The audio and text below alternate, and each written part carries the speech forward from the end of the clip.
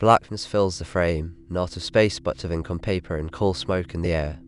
Slowly, cities rise out of the dark, London under a grey canopy, Paris with rail tracks glinting in the morning light, Berlin with chimneys that breathe soot into low clouds. Streets swarm with workers and carts, with factory whistles and clanging trams. The world at the beginning of the 20th century is busy, proud, and certain of its own progress. It lays steel rails across continents, wires telegraph lines under oceans, stretches steamship routes between imperial capitals, and congratulates itself on having shrunk the planet. Crowds press into tenements and boarding houses, into mills and mines, into shipyards and ports. In every corner of the industrial landscape, breath mingles with breath in spaces too tight to hold secrets or viruses for long. The view widens beyond Europe. The camera glides over New York Harbor, where ships arrive heavy with migrants and cargo. It crosses the Atlantic to West African ports where men in thin shirts haul crates and sacks under the supervision of colonial officers in stiff uniforms. It follows the Indian rail network outward from Calcutta and Bombay, treads across North China plains where labourers board trains bound for coastal depots, and drifts south to Buenos Aires and Cape Town, both pulsing with trade. The globe appears as a mesh of lines, railways, shipping routes, postal connections, each one a vein in a circulatory system that carries goods, ideas, and diseases. The modern world is revealed as an organism alive with motion and contact, its immunity untested. Population curves rise like artillery shells arcing over a battlefield. Graphs appear over aerial views of cities, showing how urban populations have swollen in just a few decades. Vast slums cling to the edges of wealth, rows of damp cellars and attic rooms, boarding houses where beds are rented in shifts, barracks constructed in haste for dock workers and seasonal labourers. Children play in alleyways choked with refuse. Women queue at public taps. Men crowd into taverns thick with smoke. A cough in one room can be heard in the next, and in the room beyond. Invisible droplets travel along the same routes as gossip and shouted arguments, yet they receive no attention. The world believes its enemies wear uniforms and carry rifles, not that they drift on exhalations. New science flourishes. Microscope lenses gleam in university laboratories, glass slides show tiny rod-shaped bacteria stained purple and pink. Medical journals celebrate breakthroughs in bacteriology. Tuberculosis colonies grow in petri dishes like pale blossoms. Cholera and plague have names and partial remedies. Public health officials gain prestige by tracing contaminated wells and quarantining ships. The camera lingers on earnest faces over cluttered lab benches, then pulls back to show how limited their tools still are, how incomplete their understanding. Viruses, smaller than the smallest bacteria they can see, remain outside their vision and therefore outside their imagination. The future pandemic already exists in potential, but its agent is invisible even to those who think they have mapped the microscopic world. Governments project strength through parades and military reviews. Lines of soldiers march in perfect rhythm through the boulevards of Berlin, London, Paris, Vienna, St. Petersburg. Brass bands resound off stone facades, flags flare in the wind. Cannons rumble past statues of former emperors and kings. The crowd cheers this spectacle of discipline and unity, but the camera, instead of staying on banners and bayonets, slides down to the soldiers' boots splashing through puddles, to the spatter of mud on trousers, to the tight formation that forces every man's breath into the face of the man behind him. Barracks loom at the edge of town, long, low, identical buildings with windows cracked for air that never quite circulates. Inside, rows of bunks crowd together so closely that if one man turns in his sleep, he brushes the shoulder of the next. Colonial subjects appear in scenes that unfold far from European capitals but are tied to them by policy and extraction. African porters carry supplies along jungle tracks, their loads piled high. Indian labourers dig trenches for new rail spurs under the gaze of British engineers. Chinese workers gather at recruitment centres bearing stamped papers promising wages in distant lands. The camera observes the contracts being signed, the medical inspections conducted with cursory glances and rushed stethoscopes, the crowded trains and ships that follow. These bodies will later be counted in military logistics documents, not in casualty lists of European newspapers, yet they are already being drawn into the storm that will shake the entire planet. The political map of Europe resolves into colour-coded empires and alliances. Borders harden under the weight of military planning, the Triple Entente and the Triple Alliance, lines of arrows pointing across frontiers like sharpened spears. In cafe back rooms, officers and politicians trace war plans over large tables, sliding wooden markers that represent divisions and corps. They speak of mobilization timetables, reserve call-ups, the length of supply lines to hypothetical fronts. None of the carefully inked arrows consider the ease with which disease crosses the same distances. Their maps do not include air currents, crowded station platforms, or the shared water pails in troop trains. An undercurrent of tension runs beneath the flourish of culture and commerce. News headlines trumpet arms races, Balkan crises, and naval build-ups. Factories that once made farm equipment now produce shells and rifle barrels. Silent workers stand at assembly lines feeding bullets into belts. The glow of furnace and forge marks the nights of industrial towns. In the countryside, families continue to harvest and sow, but young men glance more often at newspapers and recruiting posters. The world is being drawn toward war by threads of fear, pride, and rivalry. It is also being bound more tightly together by the very technologies that will later spread pandemic disease with ruthless efficiency. Hospitals enter the frame as symbols of modern care. White-tiled corridors, polished brass handrails, wards lined with iron beds dressed in fresh linen.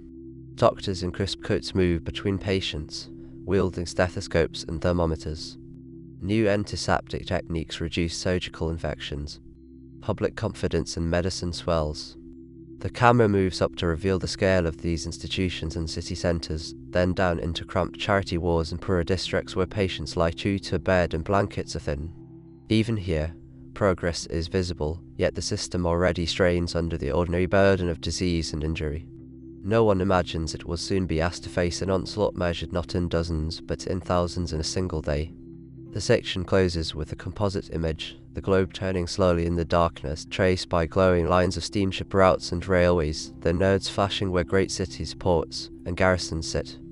Over this living network, faint motes of light drift, each representing a cough, a sneeze, a droplet expelled and inhaled. Most fade harmlessly, a few find new hosts and multiply. The viewer feels that the world has never been more connected, more confident, or more fragile. The conditions are in place. The stage is built. World War I is about to hurl millions of bodies into motion, and in their wake an unseen passenger will find the perfect opportunity to become the deadliest pandemic ever recorded. Mobilization begins with a rush of sound, whistles of factories, church bells in villages, and the clatter of trains pulling into crowded stations. Men gather in lines, documents in hand, wearing Sunday suits or work clothes quickly repurposed for military duty. Officers shout orders that dissolve into the general roar as soldiers climb into wooden carriages meant for livestock and now marked with chalk slogans. The air on the platforms is thick with cool smoke, sweat, and mingled anticipation and dread. As the trains pull away, open windows reveal the density inside. Men press shoulder to shoulder, sharing cigarettes, passing flasks, leaning over one another to glimpse receding families. Training camps bloom almost overnight across fields and meadows. Canvas cities of tents and hastily erected barracks sprawl over former pastures. Mud quickly replaces grass as boots churn soil into paste.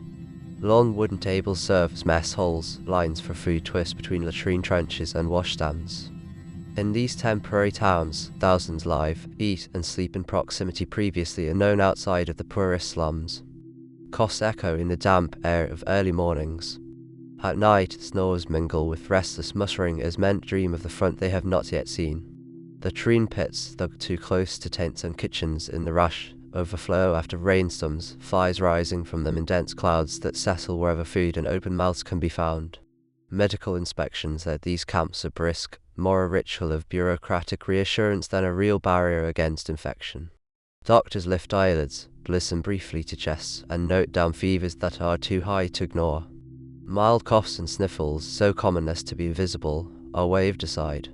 The army needs numbers, and the idea that soldiers might be dangerous to one another in ways unrelated to treason or cowardice does not occur to those counting heads.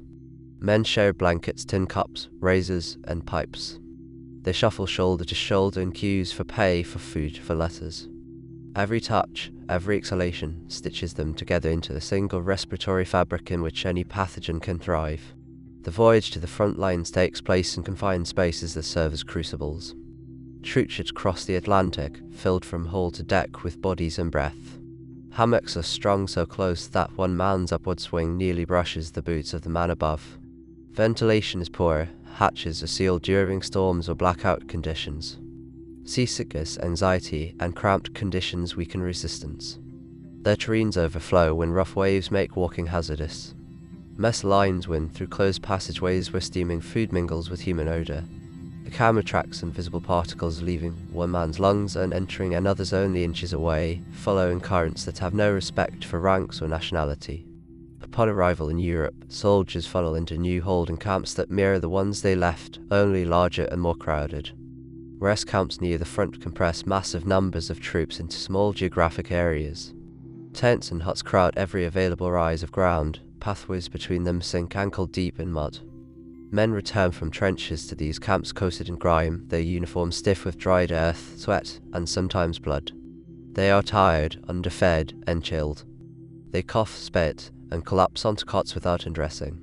The same blankets are used by successive occupants. The air is thick with the smell of unwashed bodies and damp wool. Then come the trenches themselves, carved into landscapes that become permanent scars. Narrow corridors of earth and wood stretch for hundreds of miles. In many sectors, the distance between frontline trenches of opposing armies is less than the distance between rows of beds in a hospital ward. Men stand in waist-deep water for hours, their boots rotting off their feet. Rats thrive on discarded scraps of food and uncollected corpses. Lice infest seams of uniforms and collars. Now and then, shells burst overhead, showering the trenches with dirt, shrapnel, and body fragments. But even in lulls between attacks, the environment remains hostile, cold and damp in winter, suffocating in summer. Shelters dug into trench walls provide marginal protection from shell fire, but little from disease. They are low, cramped spaces with earthen floors and rough wooden supports weeping moisture. Several men share each shelter, lying in rows, boots near the entrance, heads near the back wall where air is most stagnant. Smoke from cigarettes and small braziers lingers. Coughs rattle through the darkness. Sleep is fitful, broken by the need to stand watch or by the roar of artillery. In these dens, the line between comrade and vector blurs. A man's nearness offers comfort from fear and cold while also delivering any illness he carries directly into the lungs of his friends. Field hospitals and casualty clearing stations, imagined as sanctuaries, become alternate nodes of contagion. Canvas wards spring up in fields just beyond artillery range. Rows of cots fill every available space. Initially intended for the wounded, they soon host the sick as well, men with high fevers, aching joints, and racking coughs. Nurses move from bed to bed, adjusting blankets, cleaning faces, emptying basins of sputum stained with streaks of blood. Their hands carry more than kindness. They also carry whatever germ lingers in the fluid and on the linens. Supplies run short, bed linens are reused, masks, when worn, are cloth squares washed and hung near others billowing with unseen microbes. Behind the front, large base hospitals and converted schools, factories, and monasteries process an endless stream of human bodies. The camera roams their corridors, counting the number of people crammed into spaces designed for far fewer. Makeshift cots line hallways, stairwells become resting places for overflow patients. Operating theatres run continuously, surgeons and orderlies splattered with blood washing their instruments and basins reused throughout the day. These hospitals, central to the war's attempt to salvage manpower, end up collecting pathogens from multiple fronts and redistributing them via convalescents sent back to duty, orderlies reassigned, or evacuees travelling home. Ration lines reveal another dimension of vulnerability. Soldiers, civilians in occupied territories, and refugees all stand in queues stretching around city blocks or across camp squares. Food shortages worsen as the war consumes resources. People grow thinner, their faces hollow, their coats hang looser. Malnutrition silently erodes immune defenses, making bodies more hospitable hosts for any virus that arrives. In scenes from Berlin, Vienna, and Petrograd, the camera lingers on hands clutching ration cards, on children shifting from foot to foot in the cold, on the faint steam of breath rising from tightly clustered mouths. The same geometry along lines, shared air, impatience compressed into tight spaces reappears wherever wartime scarcity bites. Letters home capture the daily strain without yet naming the coming catastrophe. Pages show neat handwriting describing perpetual dampness, the smell of latrines, the constant presence of rats, and an unshakable fatigue. Some note that half the company is down with some chest illness or that the camp doctor says it is just a touch of influenza. These illnesses are not yet recognized as different from seasonal afflictions, they are part of the background noise of war. The viewer senses that within this accepted misery, something new will soon arrive, indistinguishable at first, then disastrously unique. The section closes on a single trench at dusk, lit by occasional flares and the glow of a cooking fire. Men huddle together, sharing warmth as the wind cuts through torn uniforms. One soldier turns his head to cough harshly into his handkerchief, then passes his canteen to a companion who drinks deeply. Above them, artillery guns stand ready. Beyond them, barbed wire glistens with frost. The threat everyone acknowledges lies in the enemy lines opposite, in the prospect of machine gun fire and gas attacks. No one sees the silent exchange that has just taken place in the small gesture of shared water. The conditions have been prepared: trenches, camps, ships, hospitals. The war has built the perfect incubator for what is about to emerge. Far from the thunder of European artillery, early spring settles uneasily over the American Midwest. In Kansas, a rural army training camp sprawls over once quiet farmland. Wooden barracks line muddy roads, smoke rises from mess kitchens. Inside these long buildings, double rows of bunks leave a narrow passage down the center.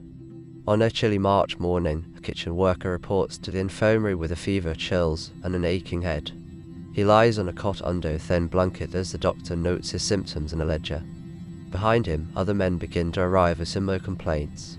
At first, the pattern raises no special alarm. Influenza is an old, familiar visitor. Doctors expect it to sweep through any dense collection of men from different regions. In the days that follow, the number of patients multiplies. Cots fill the floor of the infirmary and overflow into neighboring barracks temporarily converted into wards. Men lie side by side, shivering and sweating, their faces flushed, eyes glassy. Some improve quickly and are sent back to duty. Others progress to dangerous pneumonia, their breathing ragged, their lips tinged with blue. Yet overall the illness is still classified as something within known bounds. Local newspapers mention an outbreak of la grippe at the camp, but focus more attention on patriotic gatherings and departure ceremonies. The camp continues to send units eastward toward ports and ships. Across the ocean, in crowded French and British training camps, similar scenes unfold. Military physicians note clusters of influenza among recruits living in close quarters, recently arrived from rural areas and distant colonies. Feverish men crowd sick bays. Makeshift isolation wards appear, separated only by flapping canvas or hastily whitewashed walls. The disease moves quickly through each camp, temporarily disrupting training schedules, but commanders treat it as a routine inconvenience rather than a strategic threat. The charts they study show enemy troop strength and munitions output, not hospital admissions for respiratory disease. In British naval bases, sailors confined to steel hulls and narrow cabins begin to fall ill en masse. The air below decks, stale and humid, carries coughs with ease. Sick bays fill, hammocks are slung in passageways for overflow. Some ships return to harbour with dozens of crew members incapacitated. Others sail regardless, their weakened sailors performing essential tasks in slow motion. At port cities, shore leave scatters those incubating illness into taverns, boarding houses, and brothels. Each contact multiplies the virus's opportunities to cross into new social circles and families that trace back into the countryside. Along lesser-known routes, Chinese labourers recruited for war work in Europe board ships in northern ports. They have undergone cursory medical inspections, more focused on excluding obvious chronic illness than detecting an emerging epidemic. Hacked into holes and on crowded decks, they share sleeping mats and communal meals.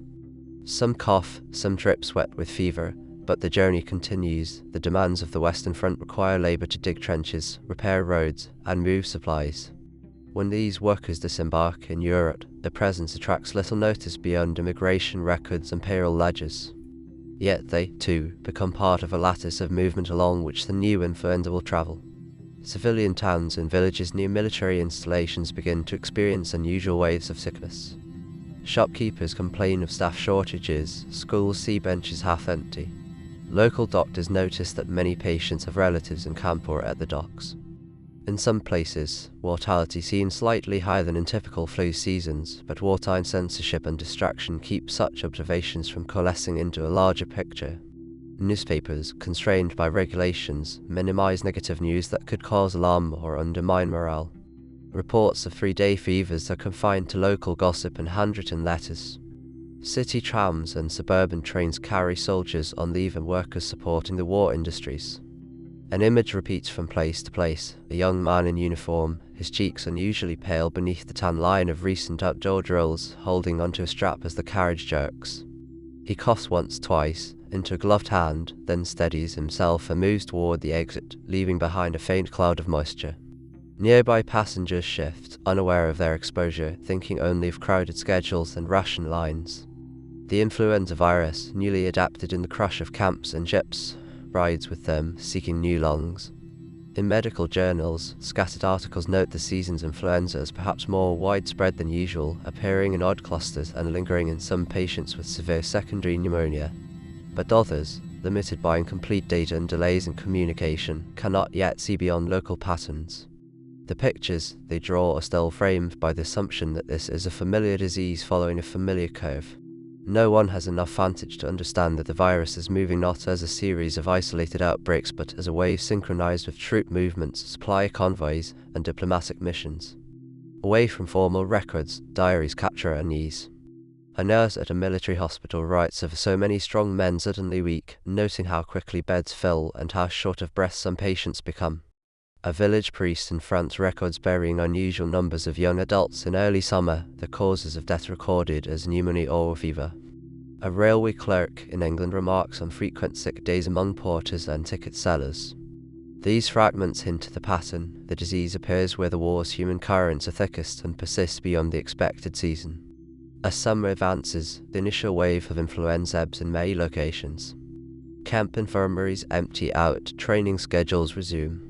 Military planners, who barely pause their calculations, take this as confirmation that the outbreak was an inconvenience, not a catastrophe. In reality, the virus has found in the war a global laboratory in which to test itself. In bodies weakened by trench life and in the dense clusters of ships and barracks, it has explored combinations of its genetic material, selecting variations that spread faster or replicate more aggressively. The first wave has been a rehearsal on a planetary stage crowded with unwitting actors. The section ends with a montage of maps dotted by fading lights where the earlier outbreaks have burned through susceptible hosts and dimmed. As the camera pulls back, faint new glows begin to appear in distant locations connected by war route supports, rail junctions, remote garrisons. These are not random sparks but nodes along a web of troop movements and industrial supply chains. The viewer senses that while the surface seems calmer, something deeper and more dangerous has taken shape. The world, already convulsed by war, has unknowingly nurtured a virus that is now poised to return in a more lethal form. The machinery of total war turns the planet into a conveyor belt of human bodies. Troop trains roll across Europe day and night, their cars crammed with men, kit, and supplies.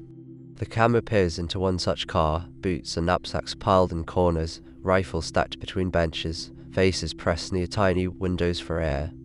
At each stop, soldiers disembark briefly, flooding platforms, jostling at canteens, brushing past civilians waiting for local services. Coughs mingle with station announcements. The virus, nestled in the respiratory tracts of a few, encounters thousands of new possible hosts in the space of an hour. Beyond Europe, troop ships and requisitioned liners ply major sea lanes.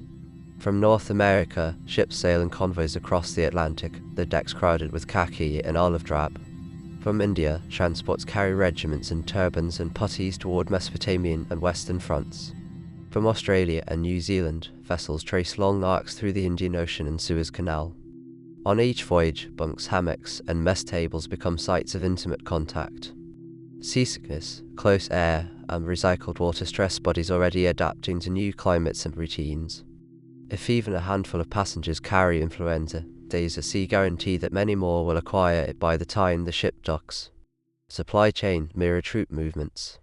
Freight trains haul ammunition, uniforms, and food toward the front, while returning cars carried the wounded and sick toward rear hospitals. Hospital trains, intended as corridors of relief, concentrate disease in carriage after carriage. Nurses move through narrow aisles, tending men with gunshot wounds, gas injuries, and respiratory illnesses side by side. When the trains stop at junctions, their doors open to station platforms where other soldiers wait for transport. Railway workers load and unload stretchers, then turn to handle civilian baggage. Pathogens move from the interiors of hospital cars into the broader transport network with every such contact. Military leave policies accelerate the spread. To sustain morale, governments permit periodic home visits. A soldier incubating influenza boards a train feeling only minor fatigue or a slight sore throat. Hours later, he arrives in his village or city suburb, greeted with embraces, shared meals, and gatherings in parlours and pubs. He sleeps in the bed he left behind, perhaps beside a spouse or younger siblings. Over the next days, more family members develop fever and cough. Some recover quickly, others become gravely ill. By the time the soldier returns to his unit, the virus he carried has seeded new chains of transmission among civilians who will, in their own time, board trams, attend markets, and visit workplaces. Labourers recruited from colonial territories travel along parallel routes. African porters, Indian zappers, and Chinese Labour Corps workers are dispatched in large groups, often with minimal medical provision. When they fall ill en route, their symptoms are recorded, if at all, in ledgers that prioritise labour availability over detailed diagnosis. In ports and staging areas, they share accommodations with local dock workers and service staff. The virus traverses linguistic and cultural divides effortlessly, indifferent to uniforms or skin colours. Empire, which moves people and resources for the benefit of distant capitals, simultaneously moves infections to places that once lay outside global disease circuits. In the Middle East, armies maneuver across deserts and along rivers, bringing disease into oases and small towns. Encampments sprout alongside railheads and water sources. Bedouin traders, local civilians, and soldiers interact at these junctions, exchanging goods and rumours. The same hand that passes a coin or a skin of water may have recently covered a mouth during a coughing fit. Traditional routes of pilgrimage and trade intersect with new lines of military logistics, creating hybrid corridors where old and new patterns of movement amplify spread. Naval warfare adds another dimension. Warships patrol sea lanes for enemy vessels and submarines, but they also visit coaling stations and friendly ports to resupply. Crews stretch their legs in foreign streets, visit taverns, and crowd into brothels. In each coastal city, from Halifax to Freetown, from Cape Town to Bombay, the arrival of a fleet means sudden economic opportunity and sudden risk. Local inhabitants mingle with sailors who may carry influenza strains adapted in distant shipboard outbreaks. When the ships depart, they leave behind not only paid bills and stories, but also a viral legacy that can ignite local epidemics days later. Prisoner of war camps exemplify how war systems trap disease alongside people. Thousands of captive soldiers from multiple countries are concentrated behind barbed wire, living in hastily constructed huts or tents. Nutrition is poor, sanitation is barely adequate, medical care is limited. When influenza enters such a camp, it finds a population with little ability to disperse or avoid contact. Illness sweeps through barracks, and camp medical staff, strained to breaking, struggle to separate the sick from the more severely sick. Guards and administrators, who move in and out of the camp surrounding communities, become inadvertent messengers, carrying infection beyond the wire that holds only the prisoners' bodies, not their microbes. The camera follows an individual soldier's path to illustrate the continuum. He is drafted from a rural town, trained in a national camp, shipped across an ocean, held in a base camp near the front, rotated into and out of the trenches, granted home leave, hospitalized for a minor wound, and eventually demobilized. At each juncture, he lives, eats, and travels closely with different groups of people, locals, fellow soldiers from other regions, foreign laborers, medical staff. Even if he never contracts influenza himself, his presence connects disparate social and geographic nodes. If he does contract it, he may become a vector long before or after his symptoms manifest, leaving behind trails of infection invisible to his own eyes and to the record keepers who track only his military performance. Quantities reinforce the point. Over the course of the war, tens of millions of men are mobilized, transported, stationed, and rotated. The sheer volume of human movement dwarfs anything previously seen. Where 19th century wars involved weeks-long marches and limited rail travel, this conflict runs on high-speed trains and frequent steamship crossings. Paths that once took months over land now take days by rail and sea. The virus benefits from this acceleration. Its incubation period fits comfortably within the duration of many journeys, so that by the time a group of infected men arrives, they are just beginning to shed virus in earnest, precisely when they are likely to be lodged among new hosts. The section closes with a superimposed network map that has become brighter and more tangled. Lines of movement pulse between continents, highlighting military and labour flows. Over these, subtle waves of darker shading spread outward from key hubs, ports, major camps, capital cities representing the expanding reach of influenza. The viewer sees clearly that the war's logistical triumphs have inadvertently built the infrastructure for global contagion. Armies march and sail to fight visible enemies, but every transport order, every departure timetable, silently assists an unseen invader moving far more efficiently than any regiment on any front. Inside a wartime newspaper office, editors cluster around a proof sheet. Headlines about offensives, enemy atrocities, and patriotic fundraising campaigns fill most of the front page. In a lower corner, a small item reports an unusual prevalence of seasonal illness in a local garrison town. An official censor, uniformed or in civilian dress with government credentials, taps that paragraph with a finger. The editors glance at one another, then quietly shorten the notice, relocating it further inside and softening its language. The imperative is clear: nothing must be published that could sow panic, reduce enlistments, or suggest weakness. In capital cities, ministries of information and war offices issue guidelines to the press. They prioritize news that bolsters morale and obscures vulnerabilities. Casualty figures from battles are carefully managed. Epidemics among troops are framed as minor or omitted altogether. Public health bulletins focus on instructions that can be presented as manageable, advice on keeping warm, avoiding drafts, or staying industrious while downplaying the scale of any outbreak. The camera moves across desks piled with dispatches, some stamped confidential, others marked for release. Reports from military doctors about overcrowded hospitals and sudden spikes in respiratory deaths stack up in trays but rarely see the light of public scrutiny. This silence is not absolute, it is selective and uneven. In neutral countries like Spain, where press controls are less strict, newspapers report more freely on the new influenza sweeping their cities and barracks. Spanish headlines describe crowded hospitals, government advisories, and prominent victims falling ill. International news services pick up these stories and, lacking comparable reports from more tightly censored, belligerent nations, begin to associate the disease with Spain. Thus the name Spanish flu emerges, not from origin but from visibility. The camera overlays Spanish headlines with simultaneous but unpublished reports from France, Britain, the United States, and Germany, illustrating the distortion. Propaganda posters plaster walls in streets and railway stations. They depict healthy, robust soldiers striding confidently toward the front, urged on by allegorical figures of nationhood and liberty. Mothers and children look on with admiration, not fear. No poster shows hospital wards overflowing with gasping patients, or train cars converted into emergency morgues. When illness appears in official imagery, it is personified as a foreign agent, a caricatured enemy in a mask, or a vague shadow behind enemy lines, not as an internal problem affecting one's own troops and families. This externalization helps maintain the fiction that disease is either trivial or the fault of the enemy's supposed filth and weakness. Medical personnel, bound by both military discipline and a desire not to break the spirits of those they treat, often understate the danger in their limited communications. Letters from nurses to families assure them that the boys are in good hands, even as those same nurses change linens for rows of men whose lips have turned indigo from lack of oxygen.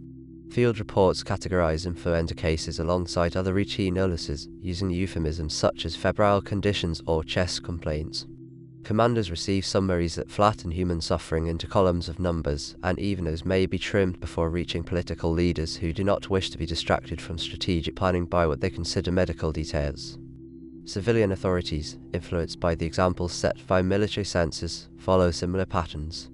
When influenza enters cities, local officials weigh the economic and social costs of announcing closures of theatres, schools, and places of worship. Merchants fear lost income, political leaders fear appearing alarmist. Some delay action until hospitals are clearly overwhelmed, and even then frame measures as temporary, specific to certain neighbourhoods, or primarily precautionary. Public statements emphasize resilience and civic duty, rarely acknowledging that the danger is unprecedented in scale and severity. In this atmosphere, rumours fill the gaps left by official silence. People whisper on trams and in markets about entire regiments laid low, about churches turned into makeshift wards, about carts filled with bodies at dawn. Exaggeration and understatement coexist. Some dismiss the threat as just another grip, pointing to the rapid recovery of many sufferers, others inflate it into an apocalyptic sign. Without consistent, open information, behavior oscillates wildly, some take no precautions at all, others retreat into fearful isolation too late to avoid exposure. The absence of clear communication has practical consequences. Families caring for sick members at home often lack instructions on isolation or hygiene. They continue to share pillows, utensils, and cramped sleeping quarters, inadvertently infecting those who might otherwise survive. Employers, unsure of the true risk, pressure workers to continue reporting for duty in factories and offices.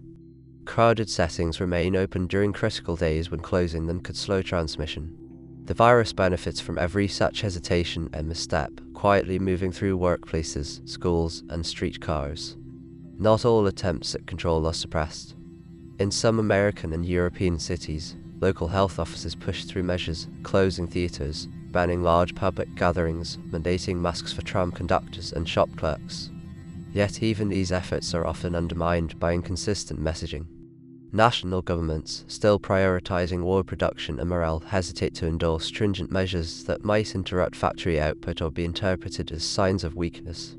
The result is a patchwork response, with some towns tightening restrictions while neighbouring communities carry on almost as normal, creating reservoirs for ongoing spread.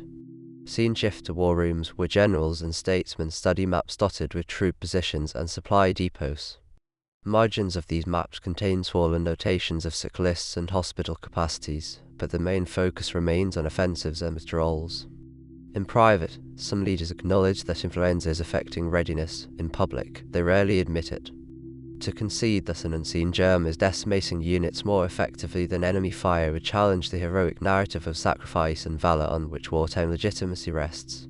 The section closes with a contrast between noise and quiet. On one side of a split screen, a marching band leads a patriotic rally through city streets, banners waving, crowds cheering, newspapers praising the event's success. On the other, behind the closed doors of a hospital ward, rows of patients struggle for breath, their gasps drowned only by the hushed movements of exhausted nurses. Newspapers the next morning devote columns to the rally and a fleeting paragraph to an increase in seasonal illnesses. The connection between the two, that the rally may have been a super-spreading event, is invisible to most.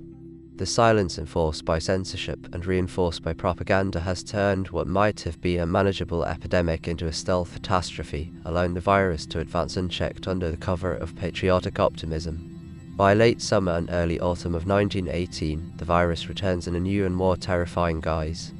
The camera revisits a familiar military camp. The weather is different now, the light sharper, the leaves tinged with the first hints of fall. At first, the pattern resembles the previous spring. Soldiers report to infirmaries with fevers, headaches, and malaise. Within days, however, medical staff notice that patients deteriorate with alarming speed. Men who walked in unassisted in the morning are gasping for breath. By evening, their faces darkening from pink to dusky blue. Wards that once held neatly spaced beds now cram cots into every available corner. Hallways fill, verandas and porches become open-air extensions of the hospital. The camera pans along row after row of bodies, blankets rising and falling rapidly with laboured breaths. Nurses move briskly, wiping faces, adjusting oxygen masks where available, and placing basins beneath mouths as men cough up frothy, blood-tinged fluid. Some patients clutch at their chests as if trying to hold in their lungs, others lie limp, eyes closed, chest barely moving. The term heliotrope cyanosis enters medical notes, describing the peculiar purplish hue that creeps across dying faces. Reports of this new, severe form of influenza reach distant corners almost simultaneously. Naval bases see entire crews rendered unfit for duty within days. Ships carried by the momentum of prior orders continue to sail, becoming floating outbreaks. En route, conditions worsen. On some troop ships, improvised infirmaries are established in mess halls, the air thick with the stench of sickness and disinfectant.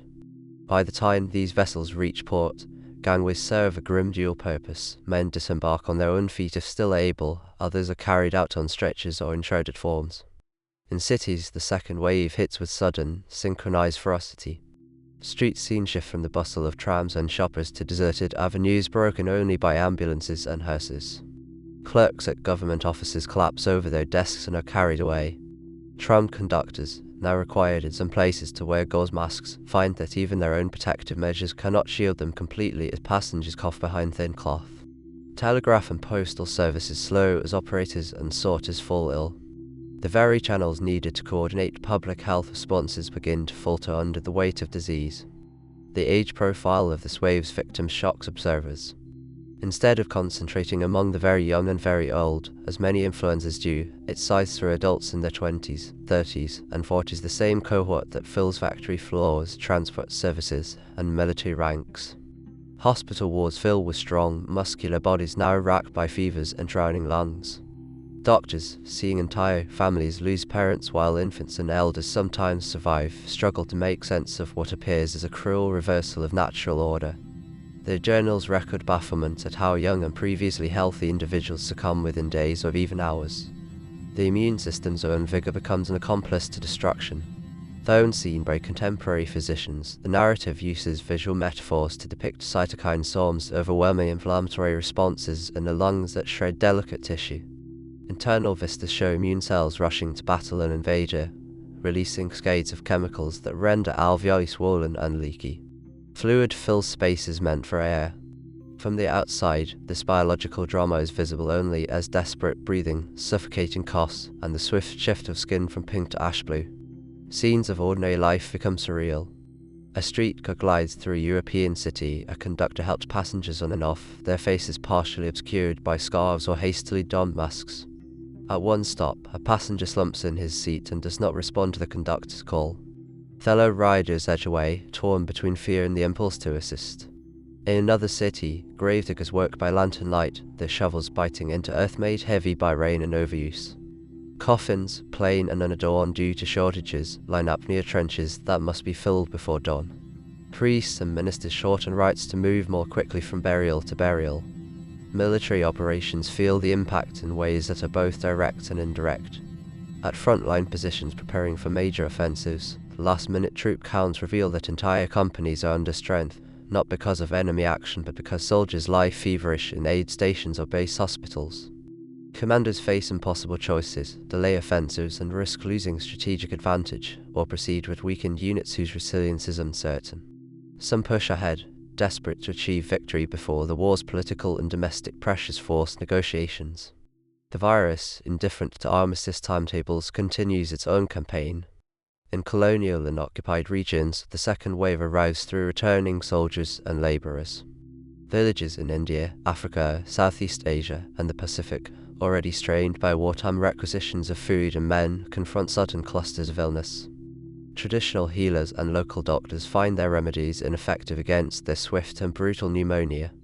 Funeral customs, involving close contact with bodies, facilitate further spread. In some areas, entire households succumb, leaving orphans wandering roads or being taken in by distant relatives who themselves soon fall sick. The overwhelmed medical staff begin to fall ill in large numbers. Doctors, nurses, orderlies, and stretcher bearers who work long hours without adequate rest or protection collapse one by one. Hospitals lose not only beds and supplies but also expertise and continuity of care. Medical students and volunteers are rushed into service, given crash courses in basic nursing and triage. They move through wards where even experienced personnel were struggling, now guided by handwritten notes and hastily shouted instructions. The virus thus punctures one of the last layers of organized defense, turning healers into additional casualties. The section ends with a single day in October captured through overlapping vignettes, a camp in the United States where barracks are converted into emergency wards, a hospital in France marked by rows of beds spilling into courtyards, a mission station in Africa where a handful of staff confront an onslaught of feverish villagers, a tenement building in a South American port where entire floors are marked by drawn curtains and muffled sobs. Calendars in each location show the same date, underscoring the global simultaneity of the crisis. World War I continues, guns still firing, armies still maneuvering, but the deadliest blows of that autumn come from within human jest, not from enemy artillery. The pandemic's geography follows the routes of empire. Steamers leave ports in Europe carrying soldiers and colonial officials back to distant territories, their holds and cabins heavy with unrecognized infection. In Kolkata, Bombay, and Karachi, ships from the Mediterranean and Red Sea disgorge men whose coughs echo down gangways and into bustling docks. Local port workers, barefoot or in worn sandals, carry baggage in crates, breathing in the air thick with coal dust and exhalations from arriving passengers. Within days, petty clerks and stevedores present at local clinics with fevers that doctors initially attribute to malaria or common fevers. When their lungs fill and they die in alarming numbers, patterns begin to clarify too late. Railways, the proud veins of colonial infrastructure, speed the virus inland. Third-class carriages meant for modest flows of travellers now crammed with demobilised soldiers, labourers returning home, and families fleeing urban centres. Windows are jammed shut against dust or rain, ventilation is poor. Stations along the lines become nodes where illness siege repeatedly. Vendors selling tea or snacks serve customers from multiple trains. Coolies shove and lift luggage for a constantly changing clientele. As these workers move back and forth between home neighbourhoods and the station, they bridge the gap between transient military populations and settled communities. In Africa, carriers and conscripted labourers who supported military campaigns and plantation economies returned to villages weakened by years of requisitions. Drought and wartime food demands have already thinned reserves. Many communities hover on the brink of famine. When influenza enters, malnutrition magnifies its lethality. Scenes show families in thatched compounds, with one hut after another falling silent. Elders who maintain oral histories lose their voices. Mothers who nursed infants days before now lie unable to rise. Missionaries and doctors, few in number and without adequate supplies, confront a deluge of suffering that vastly exceeds their ability to respond or even record. In China, labourers who had worked behind the Western Front disembark at coastal ports or inland river docks. Some carry wages and small gifts, others carry only memories of mud, shellfire, and foreign lands. Among them, a proportion carry the virus, adapted in European and Atlantic environments and now entering populated river valleys and dense urban neighbourhoods. Railway depots feed inland cities where crowded hutons and tenements offer prime conditions for spread. Official responses, constrained by political instability and limited health infrastructure, only partially slow the tide. The Middle East, already hammered by war on multiple fronts and by blockades that have caused severe food shortages, becomes another theatre where influenza finds fertile ground. Ottoman territories see trains and camel caravans deliver not only soldiers and supplies, but also disease. Cities like Damascus, Aleppo, and Baghdad, whose residents have endured years of deprivation, now face a sickness that attacks the weakened. Funeral processions went through streets emptied of much ordinary commerce. In some neighbourhoods, the line between war dead and pandemic dead blurs. Graves dug for one are soon filled by the other. In the Pacific, island communities linked by colonial shipping lanes experience staggered but devastating strikes. A steamer arrives at a small harbour, welcomed as usual for mail and supplies. Among crew and passengers are those in the early stages of influenza, displaying only fatigue or mild coughs. Local dock workers and residents gather to unload the cargo and greet acquaintances. Within a week, the island's clinic, often a small building staffed by a single nurse or doctor, finds itself overwhelmed. Extended families living in close quarters, with communal sleeping and shared cooking spaces, see rapid household transmission. On some islands, mortality claims a significant fraction of the population in a matter of weeks. Empire also shapes reporting and memory. Deaths among colonial subjects, whether in villages or labour camps, are often recorded, if at all, in summary form fever outbreak, unknown illness with rough estimates rather than precise counts. Administrators focused on maintaining order and economic output view sickness as one among many difficulties. Yet in aggregate, the toll in colonised regions rivals or exceeds that in European metropoles. The camelingers are maps in imperial offices where only major ports and cities are marked, and dissolves those into more detailed local maps that show villages and hamlets radiating out like capillaries from railway spurs. Each small dot represents a place where influenza will strike, mostly unseen by the world's centres of power. Food systems, already stretched thin by war demands, respond poorly to pandemic disruption. Farmers fall ill during planting or harvest seasons. Fields of grain or rice stand uncollected or rot. Transport bottlenecks worsen as railway workers and drivers die or convalesce. Urban centres, dependent on imports, face sudden shortages. Bread lines lengthen and fights break out at distribution points. Underfed bodies face infection with compromised immunity, creating feedback loops where hunger and disease amplify each other. In some regions, these twin afflictions, war-induced famine and pandemic influenza, intertwine so tightly that survivors later remember them as a single catastrophe. Religious and cultural practices adapt unevenly. In some communities, authorities suspend large gatherings, close pilgrimage sites, or modify burial rituals to reduce close contact with the dead. In others, desperation and belief lead to mass assemblies seeking divine intervention, inadvertently increasing contagion. The camera shows processions bearing icons or relics through streets where mourners press together, tears and sweat mingling with breath. Where such events coincide with the arrival of influenza, spikes in cases follow like shadows days later. The section concludes with an overhead view of the world again, but now the focus is on the periphery rather than the center. Lines extend not only between canonical capitals but also along subsidiary routes, from minor ports to island chains, from secondary rail junctions into remote highlands and savannas. Glowing traces mark the path of ships, trains, ox carts, and human feet. Over these paths, red blooms of mortality flare and fade. Empire, which for decades trumpeted its mission to connect and civilize, is revealed as a vast lattice that has efficiently transmitted suffering from metropole to margin and back again. The war did not just mobilize armies, it mobilized a virus to every corner of the world it touched. The strain on human systems reaches a breaking point. In major cities, hospitals that expanded for wartime casualties now confront numbers that surpass even their augmented capacity. Wards fill, then corridors, then administrative offices repurposed with hastily assembled cots. The camera tracks a stretcher carried up a staircase crowded with others waiting to be placed somewhere anywhere flat.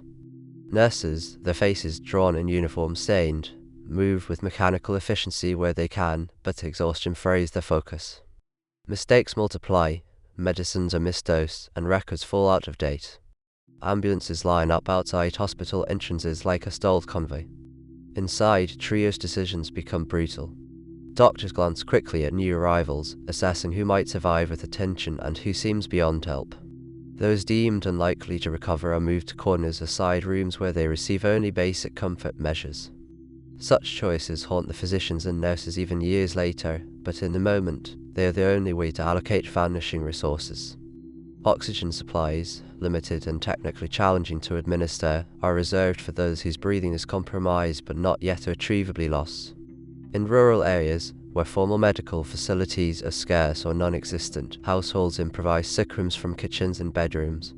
Caregivers juggle tending the ill, feeding children, and maintaining basic tasks like milking cows or gathering fuel.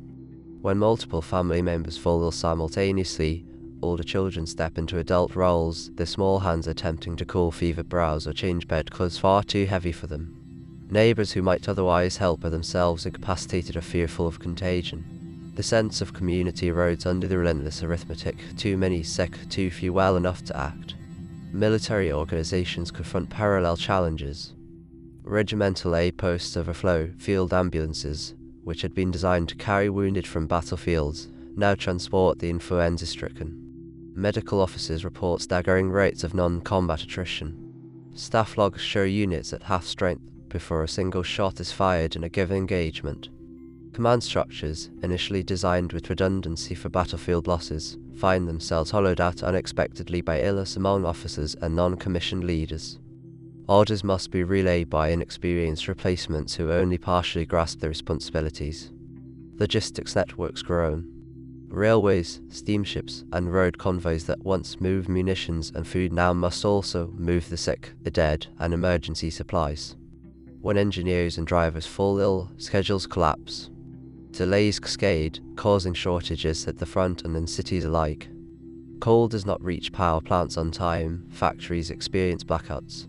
Refrigerated storage fails, spoiling precious food and medicine. The war's carefully calibrated supply and demand equations, already strained by years of conflict, tip into chaos under the additional weight of pandemic disruptions.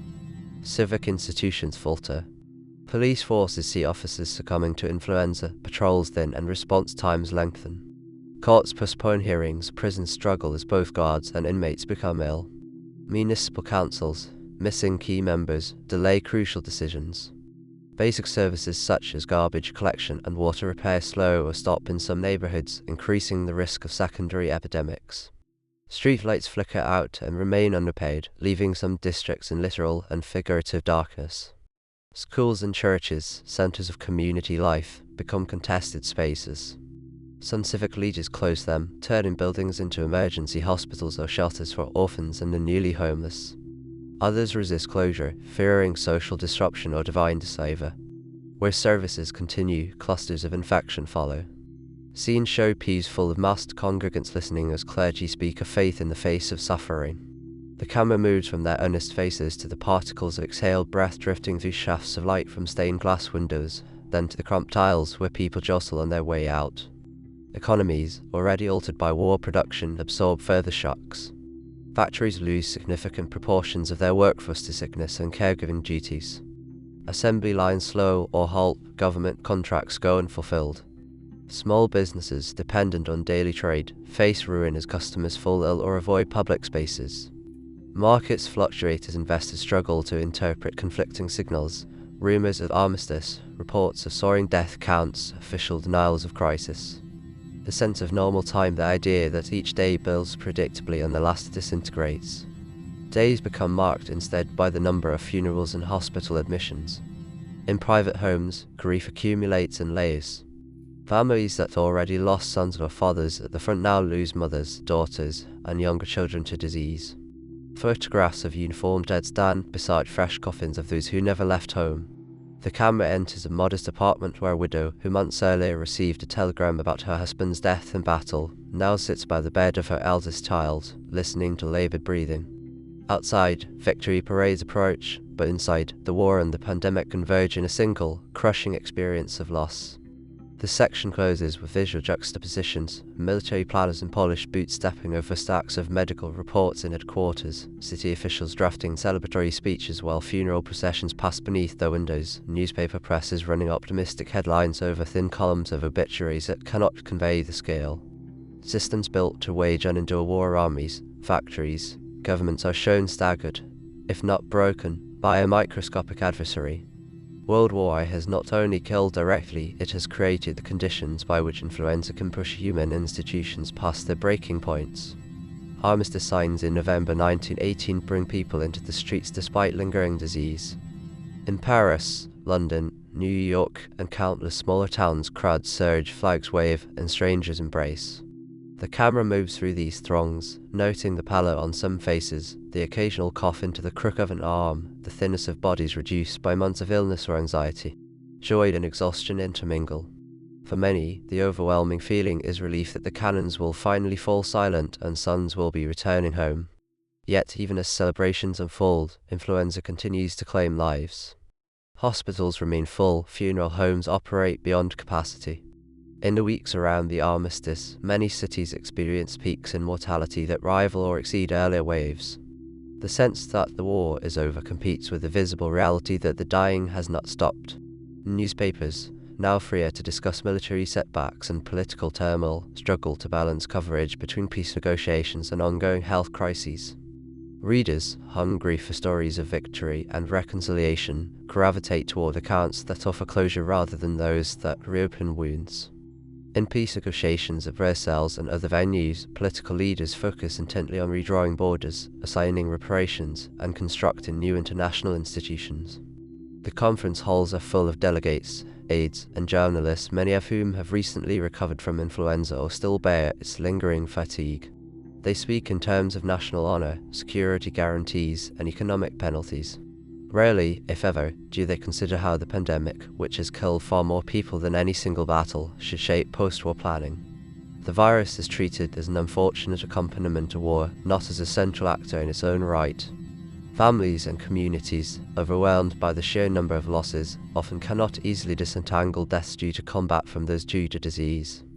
Memorials and monuments erected in the following years list names of the fallen without specifying whether they died in trenches or hospital wards, from bullets or from breath drowned in their own fluids. In some villages, entire cohorts of young men are missing. Whether they perished on the Somme or in an army infirmary from influenza matters little to the mothers who light candles for them. The narrative of noble sacrifice in battle absorbs pandemic deaths into its broader pathos, even when those deaths occurred far from any front line. Medical records, though detailed in some institutions, are scattered and incomplete globally. In many colonized or rural regions, the pandemic's toll remains captured only in oral histories or crude tallies. Years later, anthropologists and demographers attempting to reconstruct mortality patterns must rely on fragmentary evidence, parish registers with spikes in burials, sudden gaps in genealogies, stories of the year everyone was sick or the season when the dead were many. These reconstructions show a catastrophe of staggering scale, yet the absence of immediate, centralized accounting allows it to fade from public consciousness more readily than the highly documented progress of armies and treaties. Popular culture reinforces selective remembering. Novels, plays, and early films about the war tend to focus on heroism, trench life, and the psychological scars of combat. Scenes of illness appear occasionally as background elements or symbols of general suffering, but rarely as central plot drivers. The pandemic, lacking individual villainy or clear battlefield topography, proves harder to dramatize. It is diffuse, attacking all sides without overt malice, and its victims often die anonymously in crowded wars or at home. Storytellers, seeking arcs of triumph or moral lessons, gravitate instead toward tales of courage under fire and the absurdity of trench warfare. Governments, eager to project resilience and stability in the post-war years, underemphasize the pandemic's long-term consequences. Policies focus on rebuilding infrastructure, reintegrating veterans, and managing economic transitions. Public health measures are implemented in some places, and medical research on influenza and virology advances, but these developments proceed mostly within professional circles. Mass commemorations center on Armistice Day, unknown soldiers, and battlefield memorials. No international day of remembrance honors those who died gasping for breath in 1918's hospital wards and village huts.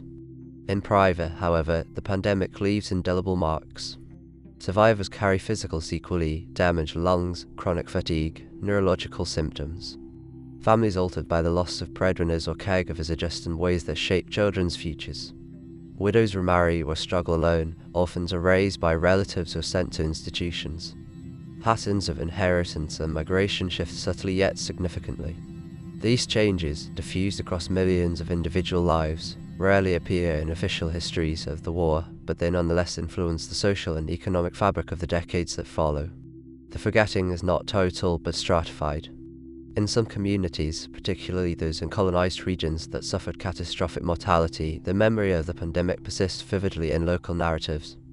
Elders recount the time when bodies were too many to bury or when the sickness came on the ship. These stories coexist with global narratives that focus more on Western front battles and diplomatic dramas. The disconnect highlights how power shapes remembrance. Events that deeply scar marginalized populations can be overshadowed in the world's consciousness by episodes that left more extensive paper trails than monuments. This section concludes with a symbolic sequence. Workers carve inscriptions into stone at a Grand War memorial, chiseling dates and battle names under the gaze of dignitaries. Nearby, in an unmarked field outside town, rows of simple wooden crosses tilt in uneven ground, many of them bearing dates from the pandemic months. Grass grows high between them, and no ceremony takes place today to honor those who rest there. A gust of wind carries distant church bells marking the armistice over this quieter cemetery.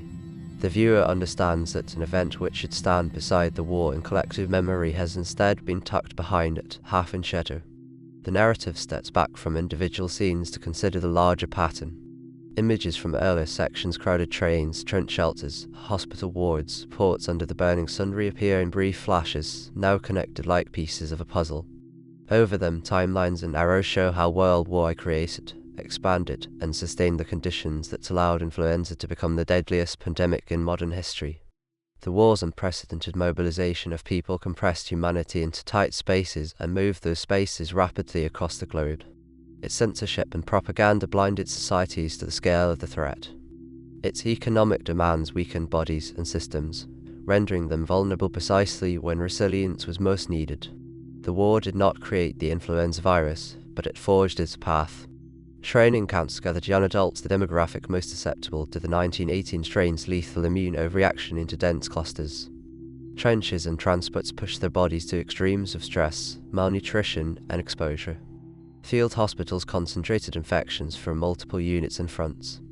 Demobilization and leave policies then redistributed survivors, some infected and contagious, back into civilian life.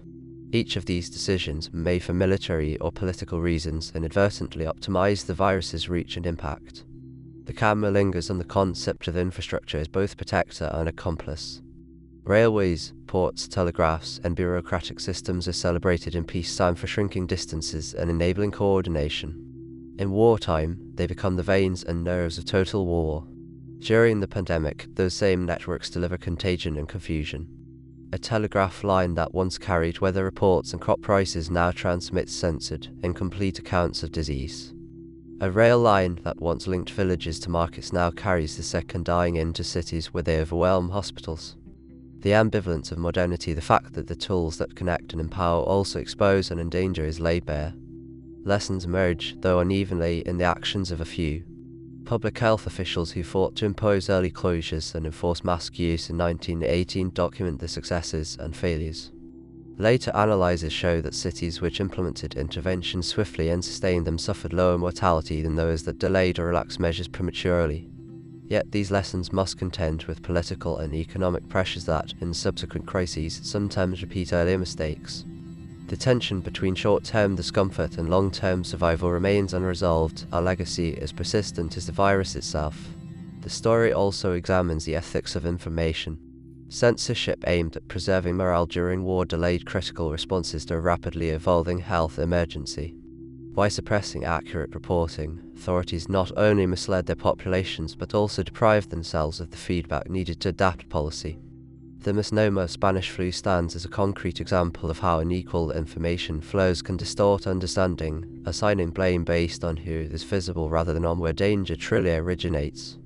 In a world where future pandemics are likely, the responsibility to communicate openly and honestly becomes a central lesson.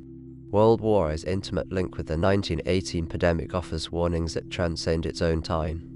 Any large-scale mobilization, whether for war, economic migration, or mass gatherings, creates potential channels for rapid disease spread. Mass transportation, urban density, and global trade, pillars of modern life, are double-edged. The camera juxtaposes archival imagery from 1918 with abstracted visions of later decades: jet airliners, highways full of cars, mega cities with skyscrapers and slums side by side. The specifics of technology change, but the underlying dynamics remain similar. Viruses exploit connectivity just as effectively as commerce does. The section returns to the individuals who populated earlier scenes: the Kansas cook whose early illness was a harbinger, the nurse in a canvas ward somewhere in France, the dockworker in Bombay, the village elder in Africa, the gravedigger in a European city. None of them chose the war or the pandemic, yet all bore its cost. Their stories illustrate that in global crises, ordinary people become the front line, whether or not they wear uniforms. The lungs of civilians, the crowded homes of workers, and the bodies of colonial subjects pull as much weight in determining outcomes as any general strategy or diplomat's treaty. Remembrance becomes an act of preparation. By acknowledging how war amplified disease through overcrowding, forced movement, censorship, and neglect, societies can better recognize similar patterns when they arise in different guises. The screenplay suggests that the dead of 1918 speak to the living, not with words but with the stark numbers etched into demographic charts and the silences left in family histories. Their absence is a message about the cost of ignoring invisible enemies until it is too late. In its final movement, the camera revisits the opening image of a crowded, confident world on the eve of war, now overlaid with faint shadows of hospital wards and graveyards. The viewer can see, in retrospect, the multiple vulnerabilities embedded in that earlier pride, unacknowledged inequalities, fragile health systems, and an over-reliance on secrecy and control. The narrative does not suggest that progress must halt or that connection is inherently dangerous. Rather, it insists that in a connected world, responsibility and transparency must grow at least as quickly as rail networks and armies do. The last scenes are quiet. A closed trench, now softened by grasses and wildflowers, gives way to a field where no soldiers stand. A port once full of troopships now hosts only a few commercial vessels. A hospital ward, emptied of cots, is repainted for peacetime use.